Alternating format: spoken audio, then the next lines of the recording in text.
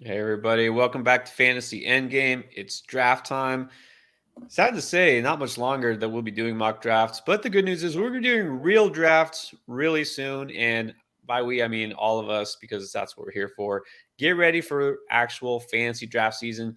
And we are going to be doing some real live drafts for redraft in few days, maybe next week. We're going to start with our actual redraft leagues, end game leagues. That's right, you the community join us, and we're going to be drafting live with you. Now if you still want in on that, check out flockfantasy.com/endgame. We've already got a couple leagues completely full. We might have a few spots here and there. It's hard to tell these days because they keep filling up fast. So if you want to check and see if we have room, I think we do for a couple of leagues, but gotta be a member, get that subscription. Not just that, you get access to these mock drafts. It's already full tonight, guys. We're just gonna get rolling because our members are already in. They got their spots ready to draft, so y'all can watch along. And if you want to get in on the last few drafts we're gonna do over the next couple weeks, get that membership, flockfantasy.com/endgame, and access to our rankings and a lot more. All right, but we're ready to roll. I mean, that's it. So here we go. Here we go. We got a let me switch the view so you guys can actually see the board. We got a 1 QB, 2 running back, 2 wide receiver, 1 tight end, 1 flex, full PPR draft. JCR, well, that was fast. It was a fast Justin Jefferson pick. All right, well, time for me to shake things up. No, I'm just kidding. I'm taking it. No CMC? No CMC at 2? Nah, can't do it. I mean, some people think so. I'm not going him. Yeah, sure. He might be MVP. I don't know if he'll be fantasy Oh, MVP. man. Even when's the last time a running back won MVP? Adrian Peterson? I would have to look that up. MVP? That's a different era. Yeah. No running backs. Maybe fantasy MVP, but not real life MVP. It's not happening.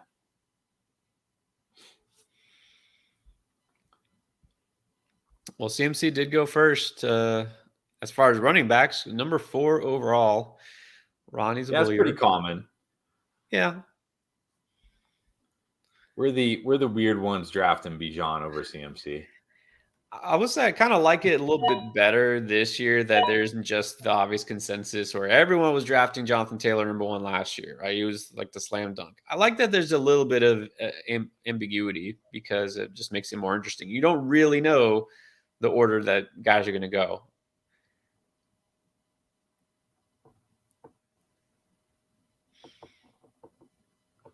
All right, now let's just get this out of the way with because the news lately since the last time we drafted live or just been on live was Zeke. So we answered this in the Discord. Everybody who's already in the Discord, you already know. Stevenson. All right, it's your pick, so I'll drag out the question before we start talking about it. Yeah, but this is Rhamondre Stevenson. Is he going to be affected by Ezekiel Elliott signing in New England? He'll be affected in the sense that one of the things, if you go back and watch some of our earlier offseason videos where I was really high on Rhamondre Stevenson in the 3rd round, it's because I felt like he was going to, he had the potential to score a lot more touchdowns this year. But that was one area where he wasn't very good last year. Only had 6 touchdowns. Damian Harris took quite a bit of goal line work away from him. So I felt like he could get more of that goal line work. One thing about Zeke, look, Zeke is complete dust. If you're talking yourself into Zeke, I got bad news for you. But one thing he was good at last year, and I think he's still good at, is goal line short yardage work. He still goes forward. He'll go forward. He won't go forward very far, but he goes forward. Luckily, when you're at the goal line, you don't have to go forward very far. So now it's kind of like, I still think Rhamondre will be okay. I still think he's fine, but that upside of like maybe getting 10 to 15 touchdowns is probably gone now with Zeke. So I still like him, but just not as much as I did pre-Zeke. That's interesting. I really thought you'd have a little bit more of a hard stance. It was like, it doesn't matter. Like, it just doesn't matter. Zeke is dust. Because if Zeke is really dust, then why does it matter? They were going to use somebody, like they had to use somebody other than, like last year they had Damian Harris. I mean, there's a strong argument Damian Harris is better than Zeke at this point in his career. So now, of course, Damian Harris doesn't stay on the field for more than a few plays at a time, but still, Damian Harris did get some work, and Rhamondre still ate. So I have a feeling with Zeke out there, it's almost better. That's what's funny. I can't remember what was it. There was some signing earlier this offseason, and people are like, "Oh, you worried?" It's like, no, that's good. It means they're not signing somebody better. And instead, you know what I mean? Like if it was Dalvin Cook, oh yeah, that'd be different. Yeah, I was certainly worried about Dalvin Cook, and I was also worried about Leonard Fournette. Even though Leonard Fournette is pretty much dust too, the worry for me with Leonard Fournette is he still is a pass catcher. He still was involved a lot in the passing game last year, and I thought that would hurt Rhamondre's passing game. So I still think we could see Rhamondre be similar to what he was last year. He'll still be the primary pass catching back. Like no one's taking that role from him, especially not Zeke. And I know people said like, "Oh, Zeke was a good pass catcher." Yeah, well, not last year. But he was like 23 targets or 23. It was horrible as a pass catcher. So I think Rhamondre will probably be similar to what he was last year, but the upside to be more, I think, is probably gone. Well, I'm putting my money where my mouth is, even though this is a completely free draft and it's a mock. But here we go. Still taking Rhamondre right there. This is only 2 receiver, not 3, so I'm okay stacking my RBs here. Buy the dip on Jonathan Taylor. Yeah, Jonathan Taylor at the end of the second. That's pretty good. Although I was tempted to not take Rhamondre just to kind of see where he fell in this draft, right? To see if he did fall. I guess we'll never know now, but yeah, I'm fine taking him there still. I don't really think the Zeke signing is going to hurt Rhamondre in any way. Wow, I just realized we had Calvin Ridley in the middle of the second round. Yeah, let's break down what happened. I mean, we didn't have a lot. I mean, running backs kind of went where they go, except Taylor. I feel like Taylor did fall. I mean, end of the second here. We don't know if Rhamondre would have fallen. Receivers, all the top guys are gone, except, yeah, Ridley stands out there. 2.7. I mean, I know you guys are going to find out what we think about Ridley, but, yeah, I mean, you're not taking him that early, are you? Well, I saw him on there. So when I picked Devonta Smith, I was also looking at Adams there. And I saw that Ridley, like his ADP was pretty close by. And I was like, wow, that seems really high for Ridley. But I guess the steam is real. He's getting the steam. I mean, I like Ridley. I think he's going to be great this year. So, yeah, I mean, I passed on him. I had the chance and I passed on him. You could have taken him. I mean, he's usually going in the 3rd round at least. Yeah, I think we're going to start seeing him go more. Yeah, I think we're going to start seeing him go more in the second, though, especially in our in-game drafts because I keep talking about him. We keep talking about him. Yeah, that's the problem. We talk him up Yes. and we can't have him to ourselves. But yeah, that's too much for me. I like him, but I don't like him over. I mean, even Devontae Adams, it's like, okay, down on Devontae Adams, but is he going to be worse than Calvin Ridley? I don't know. That's a tough one. Actually, that is kind of a tough one. Yeah, and how about Ronnie with the RB start? McCaffrey, Henry, Jacobs. I mean, that could pay off pretty nicely for you if Jacobs is healthy and active. We'll see. We'll see what happens. You're going to have to definitely still cash in at wide receiver somehow. Yeah, I mean, this is definitely the format you can do it in because you only need to start 2 wide receivers. And you could flex. Like, look, if Jacobs does play, you can always, flex Jacobs. So, yeah, this is definitely the format you want to do it in. Clayton's a fan of your start. He wanted Bijan, or at least he thinks that he could have got Bijan at the 8. So you got Bijan, you got Devontae Smith, you got Amari Cooper, who, look, if I had gone receiver instead of running back, I would have taken him all the way at 3-2. So, yeah, I have to agree. That's a pretty tremendous start. Yeah, I talk about it actually in one of our videos coming up about this 3rd round here. I mean, okay, you've got the quarterbacks, but then you're looking at guys like Rhamondre, who I think he'll be good, but the upside's probably gone. Andrews. Jacobs typically doesn't fall into the 3rd round. You got guys like Najee, Etienne.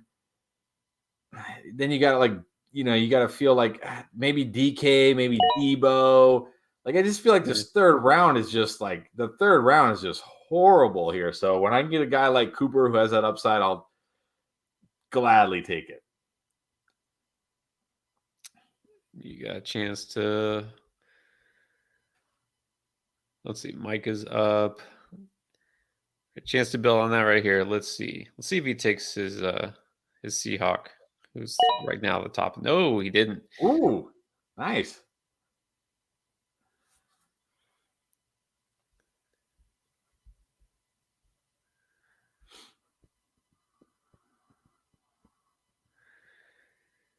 Now this round, the fourth round, I feel like there's a lot of good choices in the fourth round.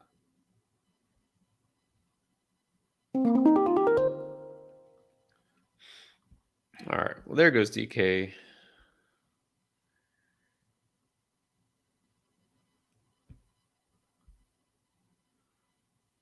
Yeah, not ready for those guys yet. Here. Very nice. You're loaded. I think you're already pretty loaded, ready to go. Yeah, I feel like the first two rounds are great. The third round is that's why I'm so open to going QB in the third round, because there's just so many guys in that range. Like, you either feel like you have to reach on guys like Christian Watson, DJ Moore, whatever, or you got to take guys like DK or Debo, who I'm not that high on, or you got to take running backs like Najee or Etienne, who I think will be fine, but nothing like incredible. Then you get into this fourth round, and all of a sudden there's like a bunch of guys I like again. Yeah, you know what's funny? Somebody mentioned not long ago, like the dead zone. And we used to think the dead zone after you got the first, two tiers, or I guess after you go past RB2 range, then it's like a bunch of guys who are committees and whatever. I feel like it's different. It's not really a dead zone, because there's guys you're like, oh, he's like Najee, right? And Etienne, like, they're the guy. Like, they're the guy, but it's like, how confident do you feel in them at that range? It's like, I'd almost rather wait a round or two and get some of the other guys who are available. So I almost feel like the dead zone is right here. Like these RB, high-end RB2 types, like the Najee, the Etienne. I like Walker still. Breece Hall for me now. The Mixon and Jones, all the guys who are next up. It's like, I'm not excited to draft any of them. And look, I'd just rather wait another couple rounds and take some of these other players. Yep. So Tyler, someone's ready for the season. Let's get it What's started. What's up, Tyler? Absolutely. We're there. We're almost there.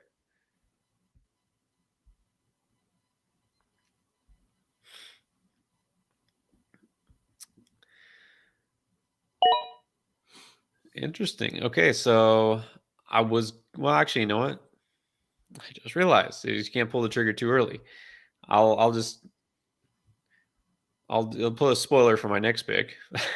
I didn't think that the two quarterbacks taken would be those two quarterbacks, but I don't need a quarterback here because he's already got Mahomes. So, yep, I'll get me my Debo.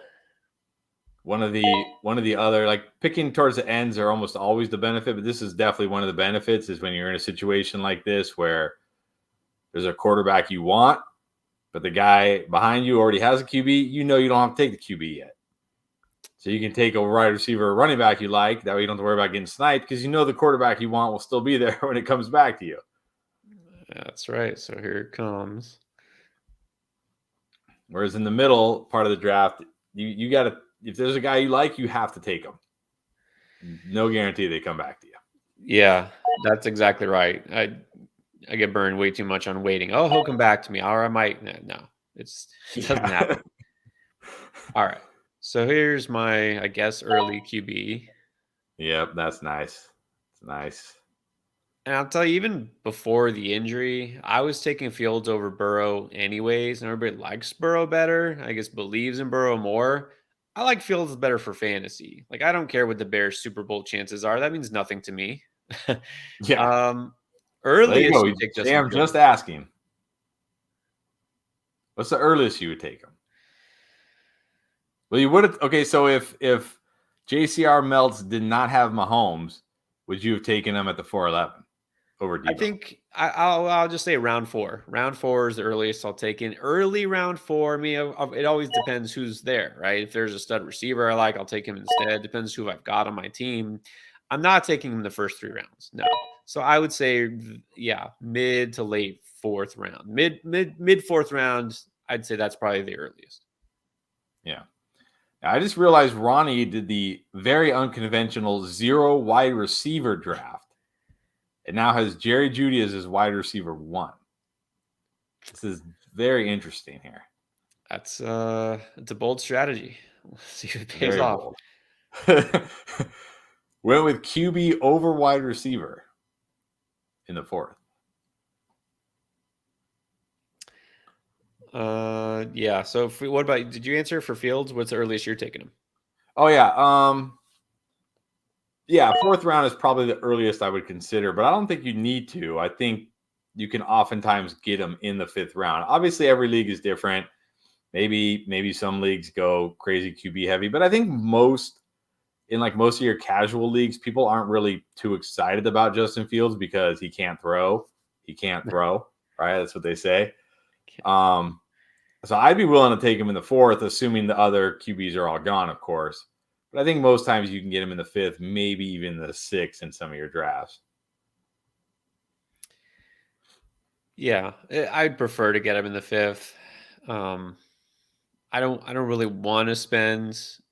I mean, I'm really probably not taking a quarterback in the top 3 rounds at all. I'll go Lamar in round 4. I'll go Fields later in round 4. I might go Herbert in round 5. Again, if I'm really, really solid with my first 4 picks. And if not, I'll wait another round or 2, maybe get Trevor Lawrence, who probably won't be there. And then I'll just wait if I'm like, I don't feel compelled because, yeah, I still feel like Dak and Tua are just such great values. Yeah. And Deshaun Watson. I like Deshaun Watson a lot. Yeah. I think it's like the guy averaged over 21 points per game every year of his career prior to last year, which, again, shouldn't have surprised you that he struggled last year. Should not have surprised you one bit. So I think he bounces back to over 21 points per game again this year. All right, well, we finally got Breece off the board. 5'10". Now we're seeing these running backs, starting to go a little earlier than their typical ADP. Miles Sanders in the 5'9". Cam Akers, 5'5". Breece Hall now is a 5th round pick. DeAndre Swift. So Heath is, I don't know, what do you call that? It's not really robust RB. He's got 3 running backs in the first 5 picks too. You mean Mike? Is that Heath? King Heath. saying King got some smart takes. He's saying it's way too early for Breece. Yeah, I'm probably not going to have any Breece Hall this year. I had a ton of Breece Hall last year. I'm probably not going to have any Breece Hall this year, simply because he's still going to go too early for me. I mean, the path before was like, well, hopefully by the end of the season he's close to 100%. Now the path has to be, hopefully by the end of the season he's close to 100% and Dalvin Cook is hurt.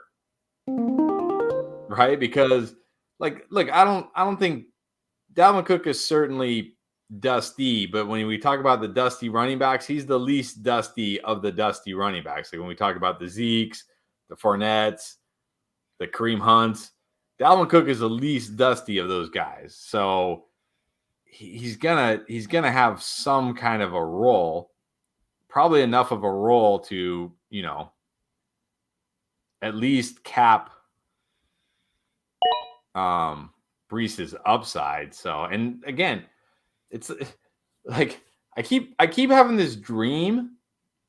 It's this weird thing. I keep waking up in the morning and it's like I wake up and I'm like, oh man, Breece Hall tore his ACL and they signed Dalvin Cook.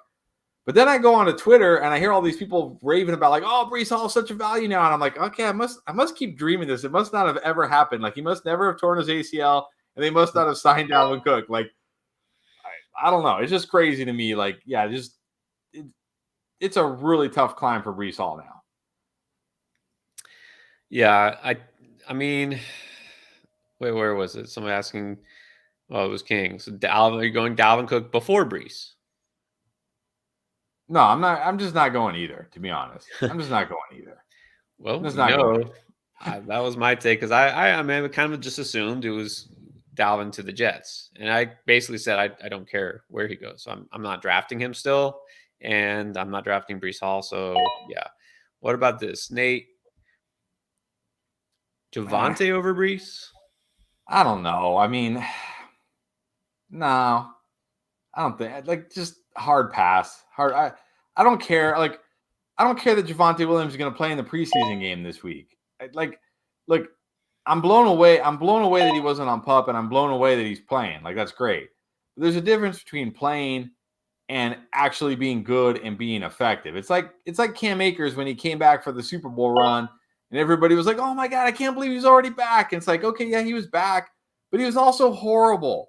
He was horrible, and he was horrible last year until like the last 4 or 5 games.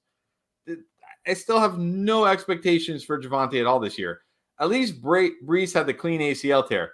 Javante had the multi-ligament, triple tendon tear, which, okay, that's great that he's back, but he still has to be able to cut. He still has to be able to run. He still has to get confidence in the knee. So, yeah, I don't know. Just hard pass on all these guys. I mean, it's not like I can't remember a year where we have like, running backs going late, like Miles Sanders, Rachaad White. Well, they've kind of moved up in ADP, but like, I don't know. I just feel like you don't need to take those guys, to be honest.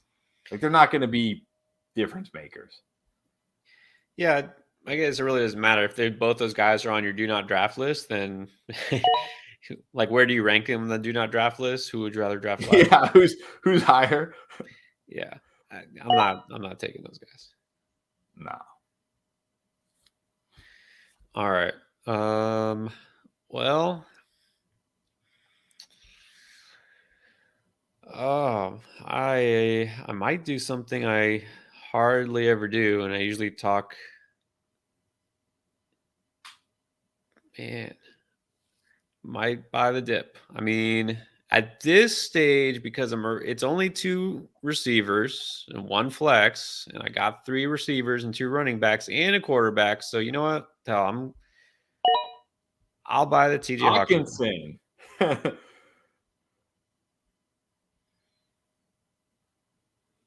Just because I know I'm not going to draft him probably in real drafts. So this will be the only draft you ever draft Hawkinson in? I can say I have a share.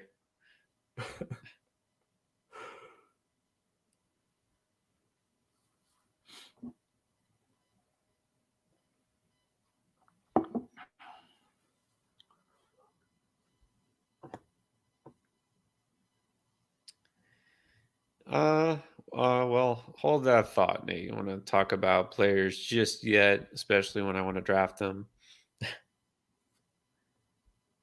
All right, well, let's talk about tight ends here. How about this? If Purdy plays, if he's the guy, look, the player probably had been talked about most, and not even in terms of what he's done or hasn't done. Just everyone loves to talk about Trey Lance one way or the other, right? It doesn't look like he's the guy, right? Purdy plays. Okay, so if Purdy's the guy, what does that mean for Kittle? I mean, it's fine for Kittle, but I think the Kittle numbers with Purdy are a little blown out of proportion because he had like 2, and I know this because I had George Kittle last year. He had like 2 games in a row where he scored like 5 combined touchdowns, or maybe 2 out of 3 games where he scored like 5 combined touchdowns. And it wasn't because Purdy was just like, targeting him relentlessly. He scored 5 touchdowns, and they were like touchdowns where he catches the ball, breaks the tackle, and runs 30 yards. You know what I mean? Like, I think Kittle will be fine. But like, there's also Brandon Ayuk, there's also Deebo Samuel, there's also CMC. There's a lot of weapons in this offense, so I don't think just because Purdy is the guy means Kittle will be any better or any worse. Yeah, again, I just feel like if I'm going that early for tight end, I'd rather take Kyle Pitts, who has that potential. Maybe I think I'm going Hawkinson over Kittle. Again, probably not taking either one at this range. I'm just waiting on tight end, but I'd just rather have another receiver.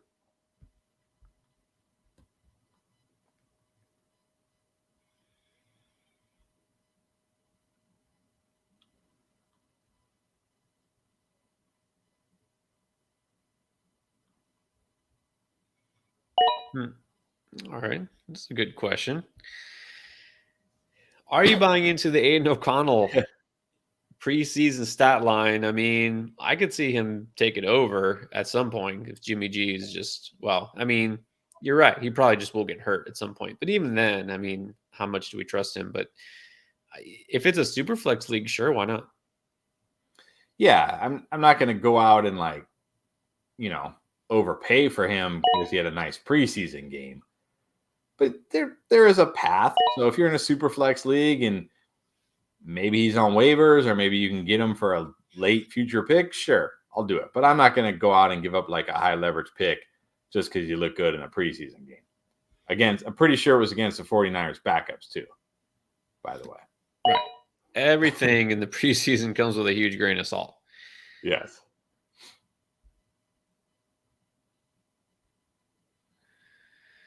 NMB, what's up, NMB? I don't think he's drafting, but got a question. Pretty detailed question. Let's get to it since neither of us are on the clock. Okay, he's got the 1.9 in a super flex redraft league, 3 receivers, 1 flex. Would you stack wide receiver or elite QBs? He says the league is very low on QBs. Thinking of going 2 to 3 receivers in the first 3 rounds. So super flex is always tricky, right? This is what people always ask. Like, do you have to go 2 QBs? How early do you QB? Okay, so with the 1.9, what do you think we're looking at? Yeah, the 1.9 is tricky because the elite QBs should be gone by then. But if your league isn't valuing QBs, like, because you said, my league is very low on QBs, drafted in 3rd round in our 2 QB last year.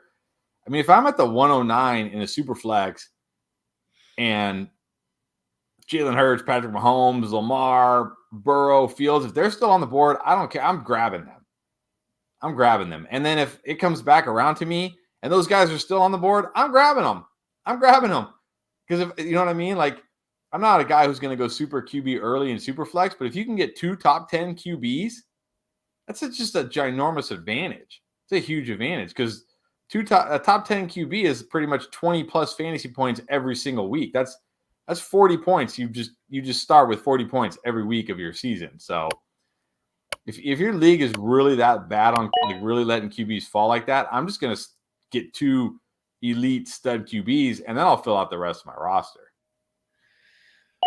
Yeah, I mean, it always depends who's available, obviously. But yeah, getting at least 1 elite QB. And again, by elite, I say, it's funny you put the 9 there. I'd say there's probably 8 guys. And in fact, if you look,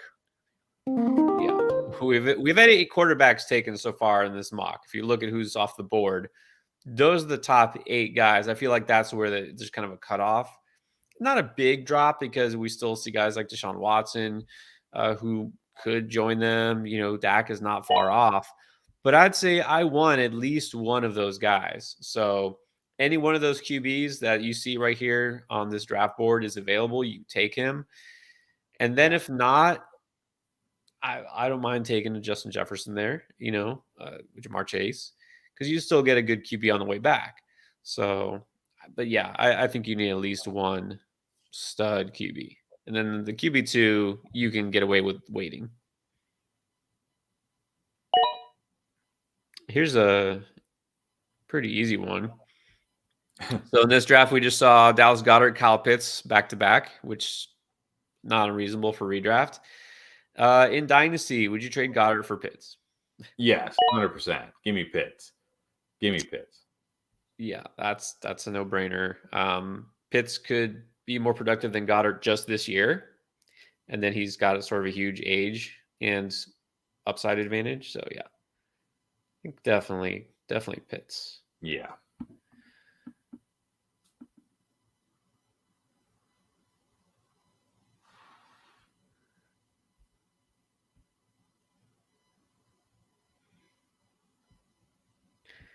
All right, let's see what happens here. So now I can put this up because you sniped me 15 picks in advance. That's the Clayton logic. You sniped me 2 rounds ahead of time. Yes. Feeling good about Zay Flowers takes with all the hype and highlights. Well, hype and highlights in preseason really don't mean much. Let's see what happens in the season. So I feel pretty confident about Zay Flowers, and I was hoping he would come back to me. Of course, I should have known he wouldn't, which is okay. Yeah, feeling pretty good. Let's see who I feel good about here. Oh, nobody.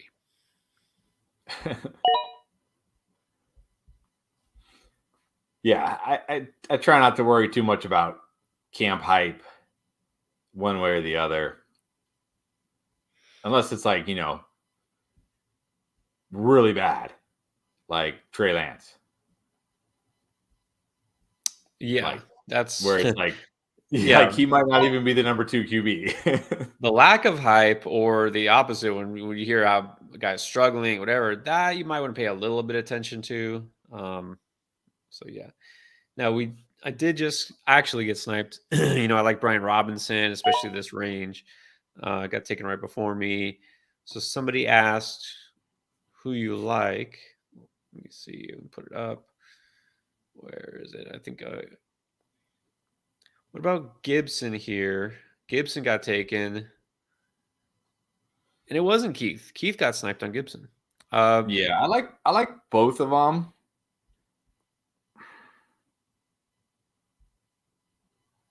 I like them both. I mean, it's hard to say one or the other. Maybe Gibson for the pass catching, but I think AJ Dillon, assuming like everybody stays healthy, like Brian Robinson and Aaron Jones, AJ Dillon and Gibson all stay healthy, I think Dillon will get more work than Gibson. But I think Gibson with the pass catching gives a little more upside. So I don't know. It's really close, those two guys for me. Really close. It is close. Very similar situations. I'm a little higher on Robinson, and so I'm a little less high on Gibson. I'm a little higher, I think, on Dillon. Like between the two, I think I have a slight preference for Dillon, but it's pretty close.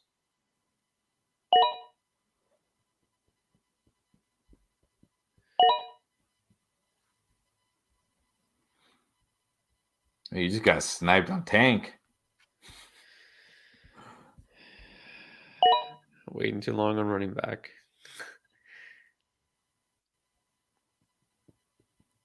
But these, I do notice now, I guess the rankings have been a little updated because some guys are flip-flopped, and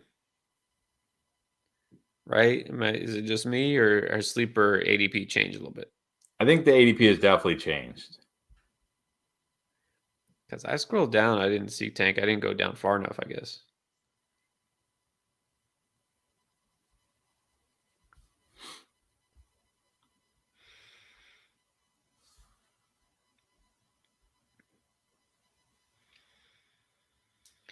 Okay, Nate, is this a redraft or a dynasty question?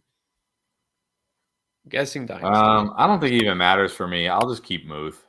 Yeah. He's extremely young, been productive. You don't have to worry about like, will he or won't he? I mean, I get, wanting youth. Freiermuth it's not old. I'd rather have a guy who I know can help me now and for several more years. Kincaid's going to get a lot of hype because he's in Buffalo. Doesn't mean he'll live up to it. Laporta's gotten a lot of hype already, but yeah, I'm tight end is a position will take time. Will take time. Freiermuth is ready right now. He's ready to produce. So now I would just take Muth. Yeah. And tight end is the type of position that they can still be productive late in their 20s, even into their early 30s. So it's not like, even if you're getting like a couple year age discount with those guys, you're still getting,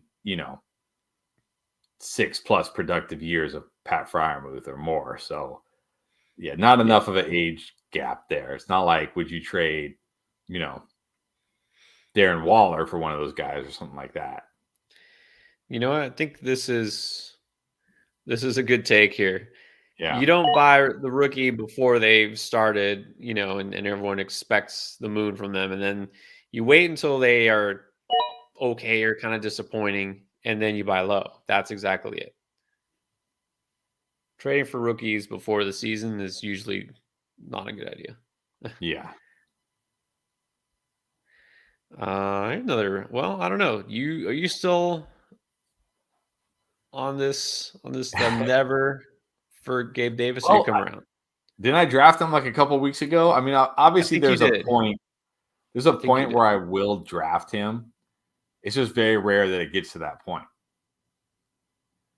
Also, because of the way I usually draft, I'm usually pretty good at wide receiver in the earlier rounds, and I'm not generally looking at wide receiver in the later rounds. I'm more looking towards running back. So it's like in this draft here, like K is going to be my wide receiver 5, and you can be like, oh, that's not bad. He's your wide receiver 5, but now I only have 3 running backs at this point of the draft. So yeah, I'm probably not going to have much or any Gabe Davis this year.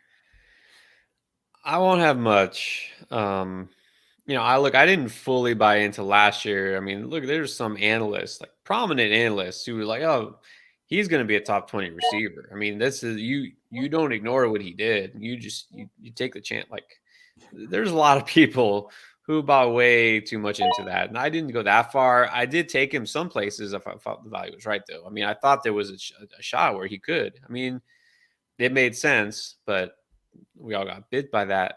And now you hear, oh, well, he's healthy this year. He wasn't healthy. Oh, come on. Like, seriously? I always love that. Well, he got, if you look at him, like before his whatever injury, he was like kind of okay. And this year he doesn't have the foot injury, so he'll be great. You know what I mean? Or whatever. Like, no, I don't think so. The apologists, they all come out.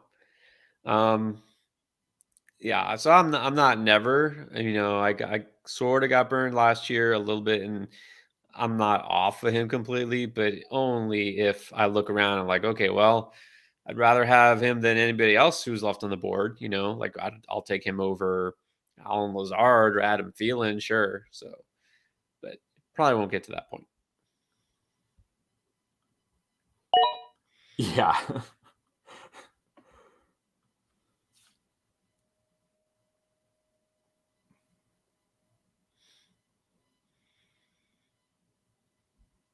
Think about this. Like we don't play ESPN.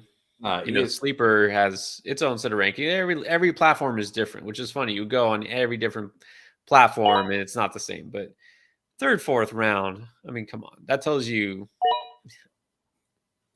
ESPN ADP is crazy. J.K. Dobbins going outside the top 100 players. Outside the top 100 players on ESPN.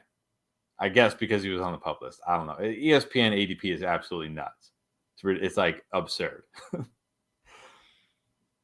It's called overreaction central. It's for the people who get all their sports info from ESPN, the Sports Center. Yes.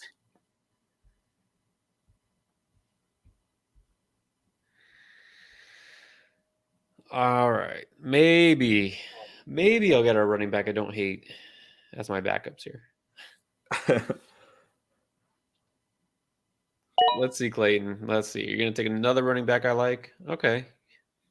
I'm all right with that. All right. I'm not okay with that.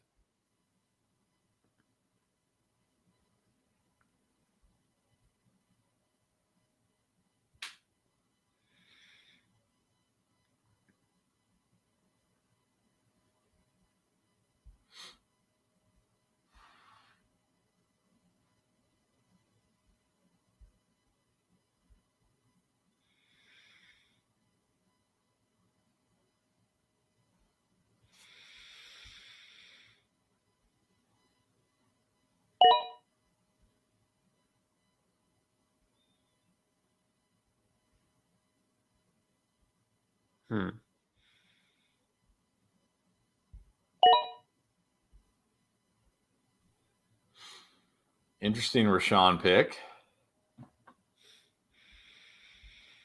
Don't know how I'm feeling about Rashawn these days. Well, what I read is he looks pretty good, right? His last outing, he was efficient. What I think is interesting because Khalil Herbert ran with the ones, right? He looked Yep. good. But it looks like almost like Rashawn Johnson is ahead of Foreman now at this point. Really? Because Foreman come in after Herbert, and then Rashawn didn't come in until like later in the game? I don't know exactly when they came in. I think Rashawn got more snaps, more touches. Yeah, But they're but I think saying he he looks came in. better, and they're happy with him in pass protection, and he's kind of shown everything that they wanted. I just feel like when they had this rookie who fell into their lap because they weren't planning to draft a running back. Oh wait, it's my turn. I don't know. I could just see them like, okay, well, we have this guy who's good, but has the age, and he's coming off Achilles a couple years ago, and then we have this rookie who does everything just as well. It's like,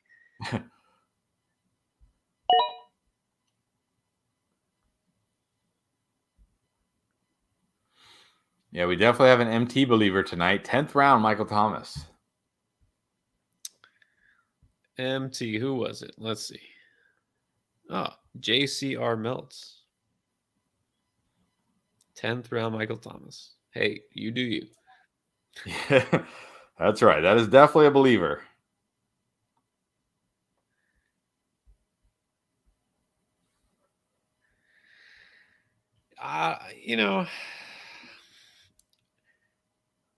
Herbert will have his moments, right? He definitely can make some explosive plays. I don't know. That whole backfield now is probably it's going to be a committee, but either way, with Justin Fields, there's definitely limited upside for all of them. That's the thing.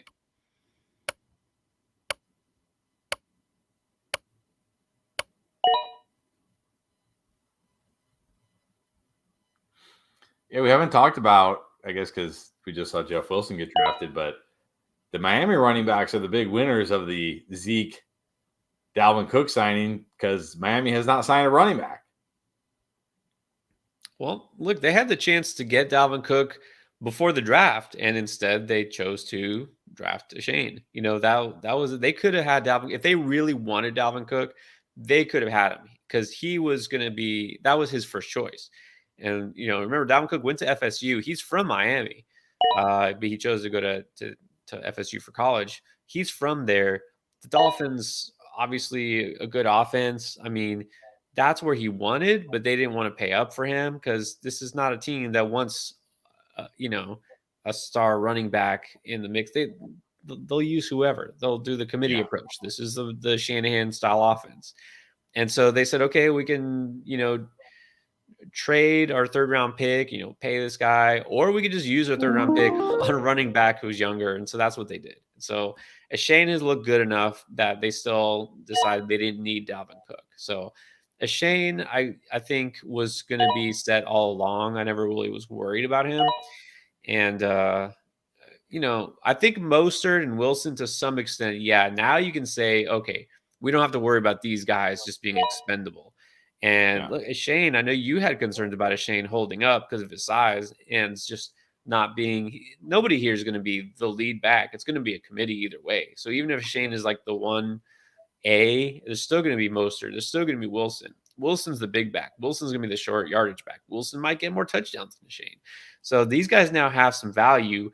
Mostert wasn't done last year. Of course, he got hurt like he always does. But Mostert will still have value too. Yeah. Who will have the most value? I don't know. Yeah, who knows? Myles Gaskin. Yeah, oh yeah, I forgot about Myles Gaskin. He looked good in that preseason game. He got the start. He's serviceable, but I mean, he's going to have to sit back and wait for an injury.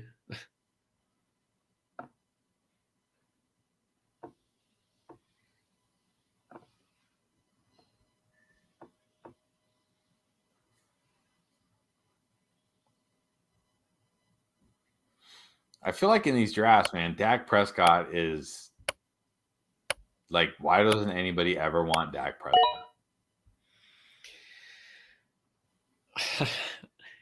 That's a good question. He definitely, I think it doesn't make sense in fantasy because, again, I think this is where a lot of people have trouble separating reality from fantasy. Is why I feel Dak gets underrated and a guy like Burrow gets overrated because they don't do things that differently statistically. Burrow went to a Super Bowl, Dak has not.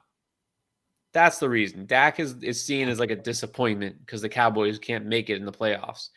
I mean, it's not all his fault. Yeah, look, I'm not going to lie and say he's a great postseason quarterback because obviously he's not. But it doesn't matter in fantasy. Like, nobody cares. You do not need to care what happens in the playoffs. Yeah. If we cared about the playoffs only, then yeah, Gabe Davis would have been a stud last year.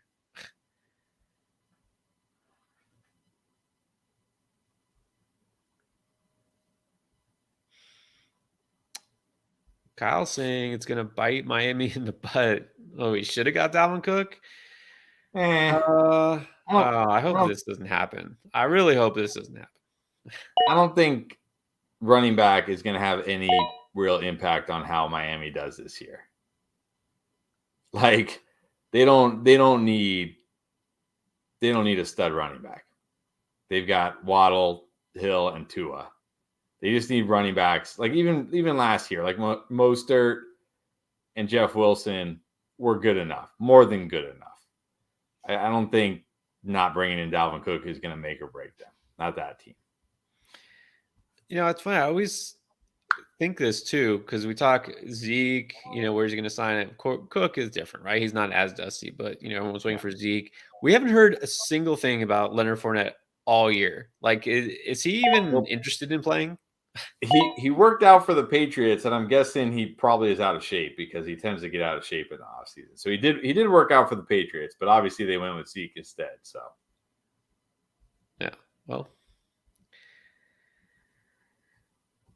I would just say good job, everyone. Of course, this is our sharp group here. Managed to clear out my running back queue in the last round. Even guys like Ty Chandler, Chase Brown, and Deuce Vaughn all got taken. Deuce that makes Vaughn, me proud, man. So you know what? Here we go. Raheem Mostert. Yeah, it's not a bad pick at all. I mean, as Shane goes down, Mostert has pretty good value, and we'll have some weekly value anyways. All right, guys. So we have wrapped up this draft, but we're not done with our stream. Let's go through each team as we do and break it down, give you our thoughts. Start with team one, JCR Melts.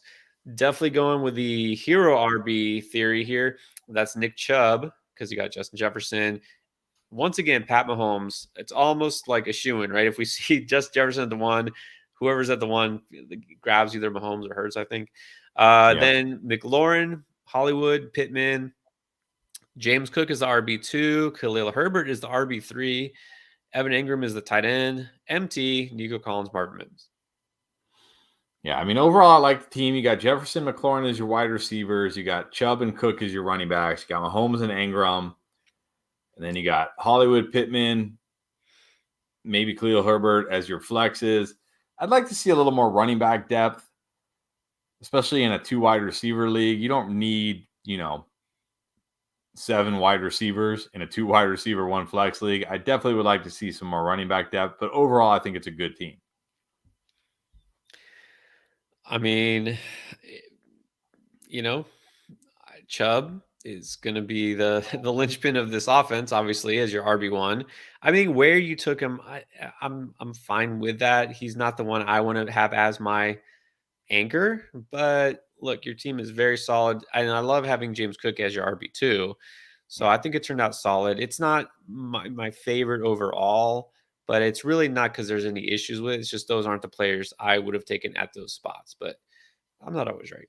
So speaking of, here's my team. I went Jamar Chase. Heavily depending on my 2 anchors here. I believe this is now called double hero RB, right? Is that what the kids call it now? Yes. Double hero RB. That's Jonathan Taylor and Rhamondre, because I ain't scared of Zeke. Debo, Justin Fields, Hopkins, Hawkinson for the first and the last time. Brandon Cook, Sky Moore, and then I got Rashawn Johnson, Jerome Ford, and Raheem Mostert to sit on the bench all year. Yeah. Hopefully to sit on the bench all year for you, because you should, JT and Stevenson should carry you at running back. Chase, obviously great at wide receiver. I think Debo fine is your wide receiver 2 there. Fields, that's great. I guess Hawkinson there is fine. You got decent depth at wide receiver. You got potential at running back depth, which is probably all you need when you go JT Stevenson early. So, again, good team. Once again, I probably waited too long on my running back depth. But again, if RB3 is my worst, problem, I'm fine with that. All right, then we have Bogdan, who is also with us in some of our dynasty leagues. Anyways, let's go with Tyreek Hill and T. Higgins, Mark Andrews, Joe Burrow, Godwin, Aaron Jones, Monty, B-Rob, Gabe Davis, Rashee Rice, Jeff Wilson, Paris Campbell. Paris Campbell. Oh, it might be the first. Is that? I'm sure Nate probably drafted Paris Campbell at some point in one of these early mocks, but don't see him off him. No. Obviously, Hill and Higgins, that's great. Burrow, Andrews, that's great. Godwin is your flex, pretty good.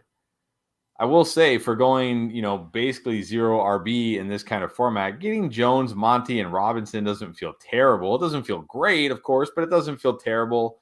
They should be serviceable, and you only need 2 of them. So I'm going to say I like this team, even though you waited on running back so long. Right. And this is, considering that it's more shallow starting lineup, only 2 receivers, 1 flex, I would call this a 0 RB draft. And I'm okay with your running backs. I think I really am. Not a fan of the last 4 picks personally, Gabe. I guess, no, I would have taken Burks or Bateman or Mooney or someone else. I'm not a huge fan of Gabe, and I'm not drafting Rashee Rice and Paris Campbell, but you know what? That's depth. So that's a little nitpicky. I think you have a good core here. All right. And then we have, I guess, almost a 0 wide receiver. You went CMC, Henry, and Jacobs. So clearly the best backfield out of anybody. How do you feel about Judy and then JSN, Mike Evans, Treylon Burks, Romeo Doubs, and Tank Dell for receivers? Yeah, this is pretty much the opposite of the team we just looked at, where like your wide receivers feel okay, but not great. But that's what's to be expected when you wait till the 5th round to take your first wide receiver. Obviously, if Jacobs plays and Henry McCaffrey stay healthy, those 3 guys can carry you. You got an elite QB, you got an elite tight end. So you're fine everywhere else.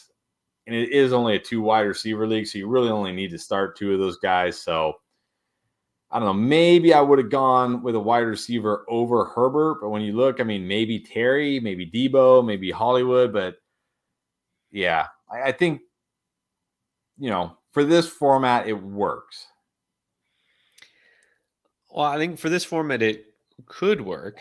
Again, we're just going to assume Jacobs plays. But even so, I would just much rather have had a wide receiver and instead of Jacobs there. If I had this team and, I just inherited this team, I'm going to try to trade Jacobs for a receiver, maybe package him with Judy and get 2 different receivers. I just don't like the receiving core because even the receivers you got, not a fan of Judy in the 5th, not a huge fan of Evans. I like Dobbs and Dell late, but those aren't guys you want starting. So, yeah, that's the thing. You're just relying too much on your running backs, I think. That's the problem. Because I like Herbert, and I think he's going to have a really good season, but he's not going to single-handedly win weeks for you like a Justin Fields or Lamar Jackson could or like a Jalen Hurts. That's the only thing.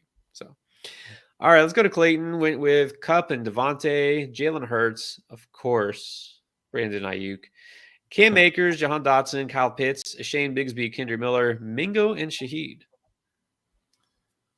Well, I always say if RB2 is your weakness, that's not a bad thing. Obviously, wide receivers, Kupp and Adams, that's very good. Jalen Hurts, great. Ayuk, Dotson, probably going to be your flexes. Should be good there. Akers is your RB1. I mean, not the guy I want necessarily as my RB1, but when you're waiting on running back, what are you going to do? Then, of course, it's going to come down to Chain, Bigsby, or Miller. Yeah, again, I would have just and I don't really think you need Mingo or Shaheed. I don't know, maybe you just didn't like any of the running backs on the board anymore, but I'd like some more running back depth here because it's hard to picture Mingo or Shaheed ever cracking your lineup in a 2 wide receiver, 1 flex league when you already have Kupp, Adams, Ayuk, and Dotson. So, yeah, RB2 obviously going to be a weakness, but like I say, if that's your weakness, that's okay. Yeah, I mean, could have gone one more running back instead of receiver. I think the thing is, I like individually, I like all of those running backs, but you don't have any guy, as much as I've been talking about Tank this offseason, as much as, of course, I like a Shane, and I love Akers. I love those players, but you don't have a running back who really has a chance to be an elite fantasy running back. Like, as much as I like Akers, I don't think he has a shot to be a top 5 fantasy running back. Like, you want a guy with at least has a path. You know what I mean? So you definitely have a solid team, just your receivers, and then Hurts and Pitts. Pitts goes off. Yeah, you could definitely have one of the better teams here, but running back is going to be very hit and miss. But I still like all the players you took. All right, and then Keith went with Lamb and Ridley, Gibbs, Drake London, Christian Kirk, James Conner, Alexander Madison, Njoku, and Watson for the stack. Zamir White, Rondale Moore, Chase Brown. Yeah, no surprise. My favorite team so far. I mean, Lamb and Ridley, even though, look, maybe this is where Ridley's going to end up, middle of the second round. But I love that. I love those 2 wide receivers this year. Gibbs at least has the upside here. And then you got London and or Kirk as your flex. That's phenomenal. I like James Conner. I debated Conner where I took Rashad White. It's very close for me for those guys, so I think that's a great pick. Madison is your RB3, probably okay, I guess. You took some shots. You got the Watson and Njoku stack. I think this is a very good team. I mean, I'd say it feels a little early for Ridley and Gibbs, but when you're stuck in the middle, like you said, you get your guy. Otherwise, you're not going to. So if you believe Ridley is going to outproduce Higgins and Adams, why not get him? And then I'm actually okay with Gibbs over Najee, Etienne, those guys, because of that upside. So, and I love getting Kirk and London where you did. Great wide receiver depth. In fact, so far, I'd say the best wide receiver group. And then your running back depth is pretty solid. You have a lot of guys who have a path to be every week starters. So I think, this is my favorite team so far because of the Watson and Njoku stack just kind of solidifies it, especially drafting from the middle. I think you executed this very well. And then we have the Creator 99. Is this the infamous Creator? Now that I notice that, is that who it is? It is. It is. But he stayed online the whole time. Yes, he did. All right. Well, props to you for that. We always believe in redemption. Let's see how you did for your team. Kelsey, Pollard, Josh Allen, Keenan Allen, Addison, Deontay, and then took Dalvin Cook, Gibson, and Penny, Bateman, McKinnon, Jaden Reed. Yeah, so I like the start. I mean, maybe a little early for me for Kelsey, but not much. Kelsey, Pollard, Josh Allen. I'm still on Josh Allen in fantasy. I think with his legs, he'll still be good. Wide receivers. I mean, I like Addison a lot. I like Keenan. I like Deontay. Just they feel like more like high floor type of guys, not so much ceiling guys. So I don't know. I would have liked to see maybe guys with a little more ceiling, at least for 1 or 2 of these picks. We talked about Cook. Not really taking him there, but I do like Gibson. I think Penny's got a chance. Bateman, Reed, okay. McKinnon, okay. So I think overall it's a solid team, but I think it also has some, kind of a little too much safety to it as well. Yeah, that's exactly like it's fine that you don't have a stud receiver because you have Kelsey, who basically is that, right, on your team. But but exactly. All 3 of those receivers are really kind of the same guy, right? Guys who will primarily, operate from the slot, depend more on volume, not going to have those monster weeks necessarily. So that's the thing. Your whole receiving core really is guys who just don't have a ton of weekly upside. it's a little safe, but it's still very solid. If Dalvin Cook has a good year, I think it's still good. All right, so here we go. Chris, Bijan, Devontae Smith, Amari Cooper, and Christian Watson. It's a good start. Miles Sanders, Rashad White, Zay Flowers, Charbonnet. Been a while since you've taken him, I think. Freiermuth, Darnell Mooney, Dak, and then Ty Chandler. All right. So obviously you got the top running back in all of fantasy this year. Probably. I like you got both Miles Sanders and Rashad because you already were set at receiver, right? Those three guys. So now you can mix and match between matchups for Sanders and White. So that's pretty smart. Zay Flowers, I like. Freiermuth, good value. Great values at quarterback and tight ends. You loaded up your starting lineup. I mean, this is just really solid throughout. And you do have that tremendous upside. Guy like Watson could have huge games. Of course, Bijan, I like Zay Flowers a lot. So for drafting pretty much in the middle at the 8, I mean, you got to be pretty happy with this. Yeah, very happy with this team. I mean, I like my running backs a lot. I feel like I got plenty of upside at wide receiver. I got good tight end QB value. I got shots on guys like Charbonnet or Chandler who could at some point this season, be workhorses if things break right. So definitely like this team. Yeah, I think so far you and Keith are, I think, the strongest contenders, which is ironic because, again, usually it's the ends that we see come out best, but you guys killed it here. A quick question before we go to the next one. We have George Cook asking, are these mock or paid draft? This is a mock, but we're about to get into our actual redraft leagues or real ones with Endgame Community. We'll give the details on how you can join because you're saying you want to hop in one. Hold on tight, about 5 more minutes. We'll let you know about that. And then, sure, why not? Let's give a shout out to the Goofy Ostrich. Okay, there you go. You went, you fully committed, not just the name, but the avatar. I think that does deserve a shout out. All right. But let's get to the king of the world who went with the 9th pick here. Stephon Diggs, Jalen Waddle, Najee, DK, Damian Pierce, went with Kittle, Elijah Moore, Pacheco, Kamara, Harris, Juju, and then made the smart pick and took Tua as the quarterback. Yeah, I like this team a lot too. I think, Metcalf as your flex in the 4-4, I think is fine. Najee and Pierce solid at running backs. You got Diggs and Waddle. That's great at wide receiver. I mean, Kittle's okay there, especially in this kind of format where you only need 2 running back, 2 wide receiver, and a flex. I like the picks you made. I mean, I don't know. I still can't get behind Kamara, but maybe at the 9-9 he'll end up being okay. I think the only pick I really don't like is Juju. I'm just not drafting Juju at all. I don't see a path for him doing anything this year, but I love that Tua last round pick. So overall, like the team. I mean, I will say I think this team could have some spike weeks, especially you got the Tua Waddle stack, when they have a big game together.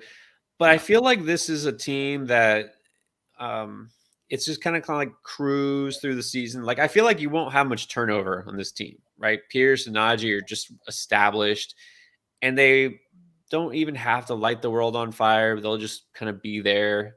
Maybe not top running backs in the game, but they'll be solid. And then your receivers, they're all solid.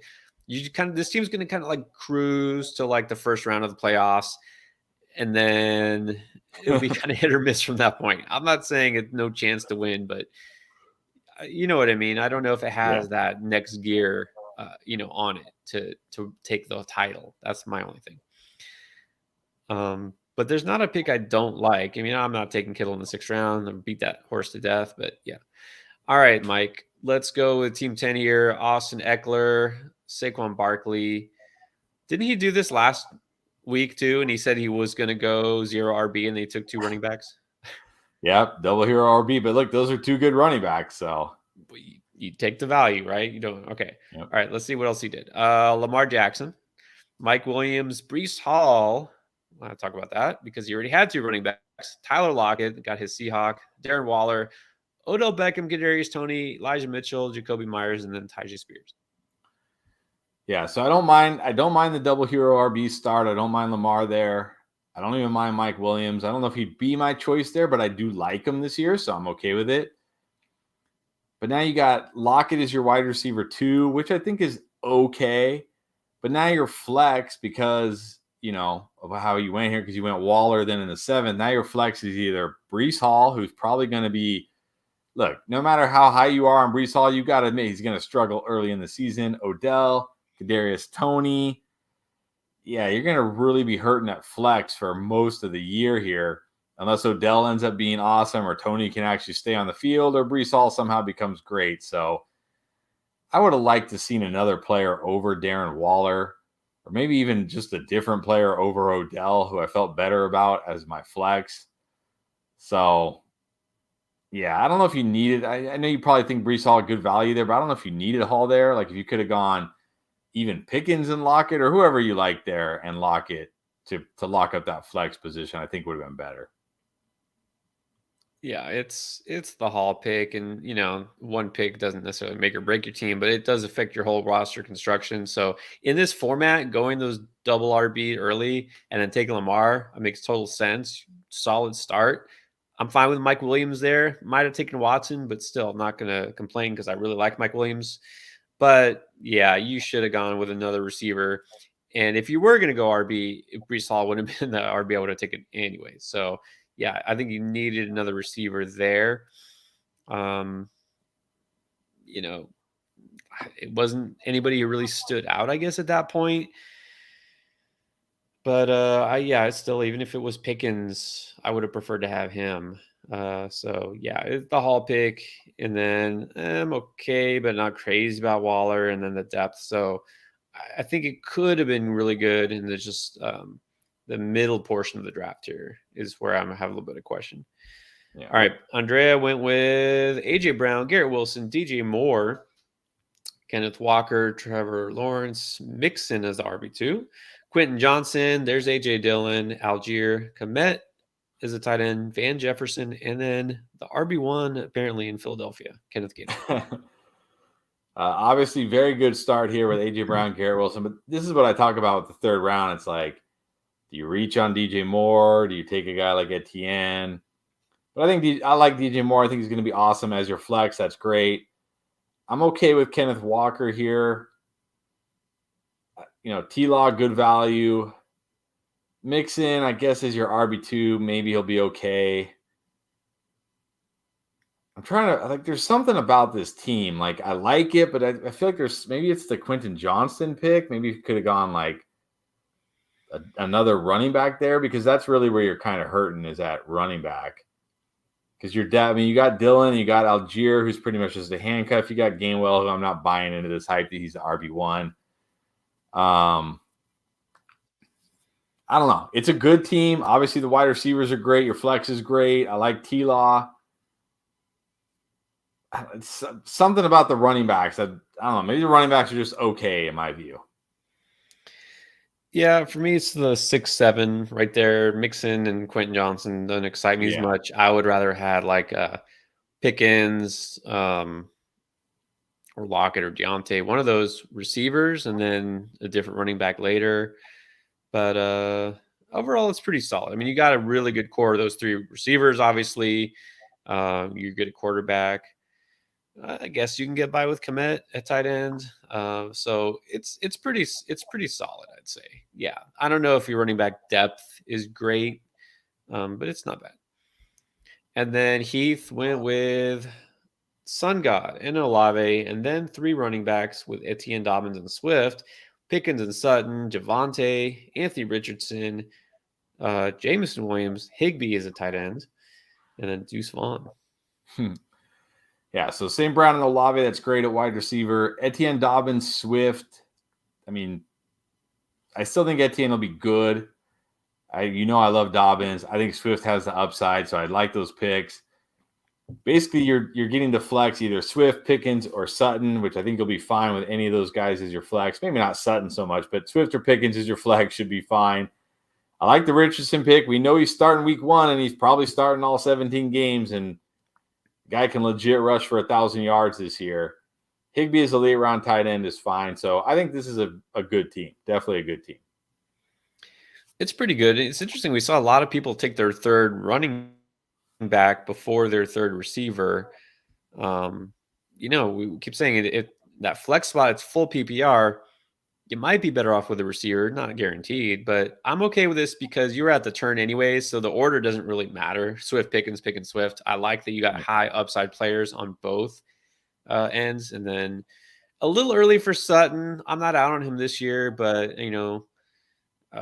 where you got him, there's really not many other choices that were probably much more appealing. So I think it's pretty solid. I'm not sold on Anthony Richardson as my starting quarterback in fantasy, but you could be right. And where you got him, I think it's fine. All right, so now let's throw that link up in that graphic, I should say. Once again, you'll want to ask, how do you join not just these mock drafts? Because you might notice it was full before we even went live. That's because it was our Flock members, flockfantasy.com/endgame.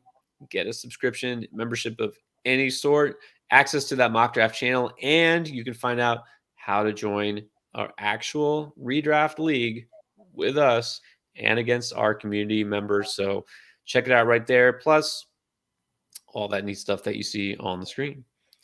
All right, we'll be back with more mock drafts and real drafts live over the next couple of weeks because the countdown is coming, right? It's not that far, less than a month. The season will be underway. So keep it tuned right here.